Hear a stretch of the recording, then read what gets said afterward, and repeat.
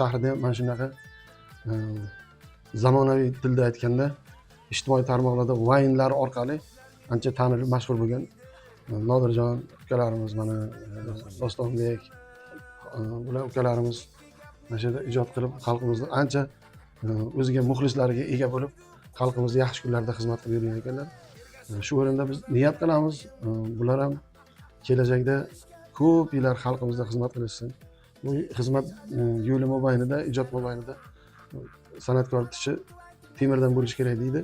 Ko'p qiyinchiliklar, to'siqlar, har xil vaziyatlar bo'ladi, lekin hammasini yengib bosib o'tgandan keyin o'zi ma'lum bir yillardan keyin ko'zlangan va niyat qilgan natijalarga erishiladigan davr keladi.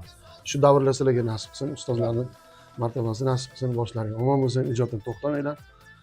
Xudo omadni bersin sizlarga. Mana ijod bor ekan, endi Xudo omad bersa, butun yer yuzida mashhur bo'ladigan vayinchilar, ijodiy teatr guruhi bo'lishni sizlarga nasib qilamiz. Yana qiziqchilar noni kamayga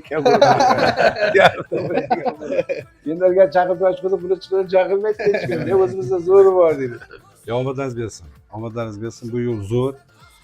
Xalqni kuldirish, bu har kimning qo'lidan kelmaydi, lekin kuldirsangiz siz uchun bu katta savobda bu. To'g'rimi? Odamni kuldirish savobi juda ham katta savob. Bu yo'l juda og'ir yo'l, juda qiyin yo'l, lekin uni uddalagan otasiga rahmat.